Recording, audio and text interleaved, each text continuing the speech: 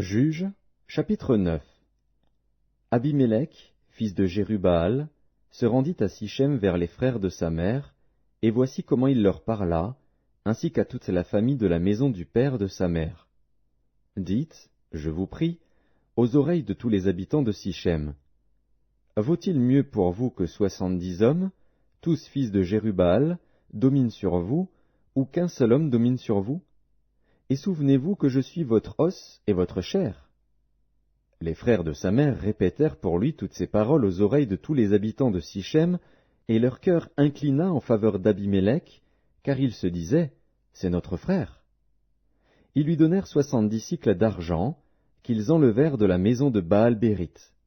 Abimélec s'en servit pour acheter des misérables et des turbulents qui allèrent après lui. Il vint dans la maison de son père à Ophra, et il tua ses frères, fils de Jérubbaal, 70 hommes, sur une même pierre. Il n'échappa que Jotham, le plus jeune fils de Jérubbaal, car il s'était caché. Tous les habitants de Sichem et toute la maison de Milo se rassemblèrent, ils vinrent et proclamèrent roi Abimélec près du chêne planté dans Sichem. Jotham en fut informé. Il alla se placer sur le sommet de la montagne de Garizim, et voici ce qu'il leur cria à haute voix. Écoutez-moi, habitants de Sichem, et que Dieu vous écoute. Les arbres partirent pour aller oindre un roi et le mettre à leur tête. Ils dirent à l'olivier, règne sur nous. Mais l'olivier leur répondit, renoncerai-je à mon huile, qui m'assure les hommages de Dieu et des hommes, pour aller planer sur les arbres? Et les arbres dirent au figuier, viens, toi, règne sur nous. Mais le figuier leur répondit, renoncerai-je à ma douceur et à mon excellent fruit, pour aller planer sur les arbres? Et les arbres dirent à la vigne, viens, toi, règne sur nous. Mais la vigne leur répondit, renoncerai-je à mon vin, qui réjouit Dieu et les hommes, pour aller planer sur les arbres? Alors tous les arbres dirent au buisson d'épines, viens, toi, règne sur nous. Et le buisson d'épines répondit aux arbres, si c'est de bonne foi que vous voulez moindre pour votre roi, venez, réfugiez-vous sous mon ombrage. Sinon, un feu sortira du buisson d'épines et dévorera les cèdres du Liban. Maintenant, est-ce de bonne foi et avec intégrité que vous avez agi en proclamant roi Abimélec? Avez-vous eu de la bienveillance pour Jérubbaal et sa maison? L'avez-vous traité selon les services qu'il a rendus? Car mon père a combattu pour vous. Il a exposé sa vie, et il vous a délivré de la main de Madian. Et vous, vous vous êtes levé contre la maison de mon père, vous avez tué ses fils, 70 hommes, sur une même pierre, et vous avez proclamé roi sur les habitants de Sichem Abimélec, fils de sa servante, parce qu'il est votre frère. Si c'est de bonne foi et avec intégrité qu'en ce jour vous avez agi envers Jérubbaal et sa maison, eh bien, qu'Abimélec fasse votre joie, et que vous fassiez aussi la sienne. Sinon, qu'un feu sorte d'Abimélec et dévore les habitants de Sichem et la maison de Milo, et qu'un feu sorte des habitants de Sichem et de la maison de Milo et dévore Abimélec. Jotham se retira et prit la fuite. Il s'en alla à Béer, où il demeura loin d'Abimélec, son frère. Abimélec avait dominé 3 ans sur Israël. Alors Dieu envoya un mauvais esprit entre Abimélec et les habitants de Sichem, et les habitants de Sichem furent infidèles à Abimélec, afin que la violence commise sur les 70 fils de Jérubbaal reçût son châtiment, et que leur sang retombât sur Abimélec, leur frère, qui les avait tués, et sur les habitants de Sichem, qui l'avaient aidé à tuer ses frères. Les habitants de Sichem placèrent en embuscade contre lui, sur les sommets des montagnes, des gens qui dépouillaient tous ceux qui passaient près d'eux sur le chemin. Et cela fut rapporté à Abimélec. Gaal, fils d'Ébed, vint avec ses frères, et ils passèrent à Sichem. Les habitants de Sichem eurent confiance en lui. Ils sortirent dans la campagne, vendangèrent leurs vignes, foulèrent les raisins, et se livrèrent à des réjouissances.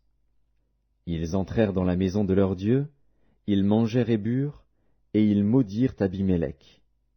Et Gaal, fils d'Ébed, disait, qui est Abimélec, et qu'est Sichem, pour que nous servions Abimélec? N'est-il pas fils de Jérubbaal, et Zébul n'est-il pas son commissaire? servez les hommes de Hamor, père de Sichem. Mais nous, pourquoi servirions-nous Abimélec? Oh, si j'étais le maître de ce peuple, je renverserais Abimélec. Et il disait d'Abimélec, renforce ton armée, mets-toi en marche. Zébul, gouverneur de la ville, apprit ce que disait Gaal, fils d'Ébed, et sa colère s'enflamma. Il envoya secrètement des messagers à Abimélec pour lui dire, voici, Gaal, fils d'Ébed, et ses frères, sont venus à Sichem, et ils soulèvent la ville contre toi. Maintenant, pars de nuit, toi et le peuple qui est avec toi, et mets-toi en embuscade dans la campagne. Le matin, au lever du soleil, tu fondras avec impétuosité sur la ville. Et lorsque Gaal et le peuple qui est avec lui sortiront contre toi, tu lui feras ce que tes forces permettront. Abimélec et tout le peuple qui était avec lui partirent de nuit, et ils se mirent en embuscade près de Sichem, divisés en 4 corps. Gaal, fils d'Ébed, sortit, et il se tint à l'entrée de la porte de la ville. Abimélec et tout le peuple qui était avec lui se levèrent alors de l'embuscade. Gaal aperçut le peuple, et il dit à Zébul, « Voici un peuple qui descend du sommet des montagnes. » Zébul lui répondit, « C'est l'ombre des montagnes que tu prends pour des hommes. » Gaal, reprenant la parole, dit, « C'est bien un peuple qui descend des hauteurs du pays, et une troupe arrive par le chemin du chêne des devins. » Zébul lui répondit, « Où donc est ta bouche, toi qui disais, « Qui est Abimélec pour que nous le servions » N'est-ce point là le peuple que tu méprisais? Marche maintenant, livre-lui bataille. Gaal s'avança à la tête des habitants de Sichem, et livra bataille à Abimélec.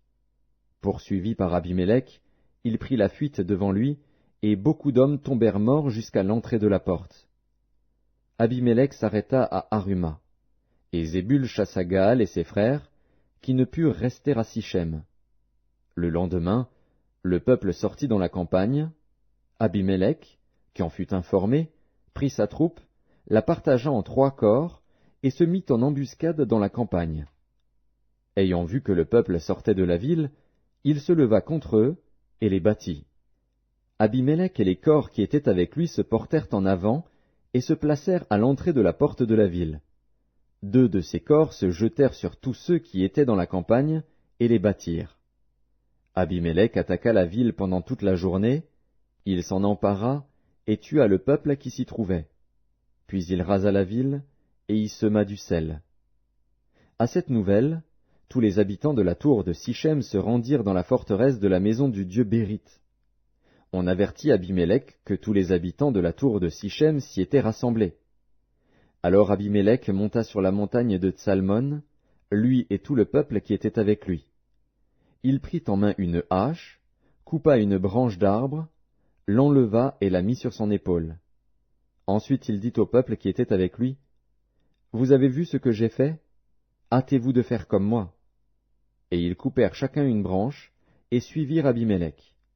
Ils placèrent les branches contre la forteresse, et l'incendièrent avec ceux qui y étaient. Ainsi périrent tous les gens de la tour de Sichem, au nombre d'environ 1000, hommes et femmes. Abimélec marcha contre Thébets. Il assiégea Thébets et s'en empara. Il y avait au milieu de la ville une forte tour, où se réfugièrent tous les habitants de la ville, hommes et femmes. Ils fermèrent sur eux et montèrent sur le toit de la tour. Abimélec parvint jusqu'à la tour. Il l'attaqua et s'approcha de la porte pour y mettre le feu. Alors une femme lança sur la tête d'Abimélec un morceau de meule de moulin et lui brisa le crâne. Aussitôt il appela le jeune homme qui portait ses armes, et lui dit, « Tire ton épée, et donne-moi la mort, de peur qu'on ne dise de moi, c'est une femme qui l'a tué. » Le jeune homme le perça, et il mourut. Quand les hommes d'Israël virent qu'Abimélec était mort, ils s'en allèrent chacun chez soi. Ainsi Dieu fit retomber sur Abimélec le mal qu'il avait fait à son père, en tuant ses 70 frères, et Dieu fit retomber sur la tête des gens de Sichem tout le mal qu'ils avaient fait. Ainsi s'accomplit sur eux la malédiction de Jotham, fils de Jérubbaal.